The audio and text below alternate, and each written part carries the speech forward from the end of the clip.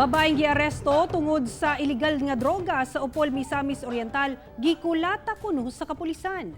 Samtang matadero sa palengke sa Cagayan de Oro City nadakpan tungod sa pagkalambigit sa iligal nga droga. Dugang detalye sa report ni Cyril Chavez. Kay nag-brace man ko, sir. Magdugo agad ni gihapon. Tapos yung ko nga tama na, gina-force man ko nila, pero pamang ko mahimo, sir, kay ila man ang katungod. Kasi naglaparo ni mo? Katong buban sa pulis, murag asit-asit siguro, bunog kay ko, sir. Bunog kay ko, sir. Emosyonal nga gisaysay sa 39 anyos nga si Josel Flores nga taga Bara Opol, kinsa na masangil nga gikulata kuno siya sa kapulisan atol sa bypass operation. Iyang gipakita ang mga samad nga iyang naangkon sa pagpangulata kaniya. Gipanghimakak-sab sa sospek nga nagatulak siya og illegal nga droga. Damay lang kuno siya sa iyang silingan nga tinuod kunong pusher. Ako'y ginita na ng silingan na mo nga. Yaman ang trabaho sa ako na giduot.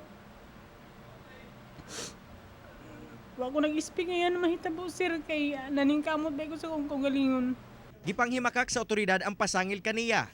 Miagi kuno sa due process ang ilang pagdakop sa sospek pinaagi sa lehitimong operasyon. Napalitan kuno nila si Josel og usa ka sachet sa gituwang shabu gamit ang 500 pesos mark money. Kini siya nga target personality, mga 2 weeks na nato ni siya gi-monitor sa atong operatives diri sa area sa especially sa Bara. And then in coordination po sa atong badak sa barangay Bara, Opol. Samtang sa prisuhan karon magsaulog og Pasko, kining si Roy Abansado, 22 anyos, matador og manok sa Kugon Market, human mapalitan og shabu. Aminado ang sospek sa krimeng gihimo. Magmahay yan. Dako yung magmahay. Ano, nakaingaw ko sa kagalingon nga dili na ko magkuhan kay para magbago na bitaw dayon.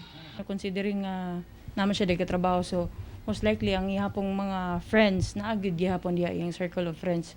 So posible nga gapuslit pod gihapon di siya diya. Aside nga gatrabaho siya, mo sideline gud gihapon. Kauban si James Yap sa kamera. Ako, si Cyril Chavez para sa One Mindanao.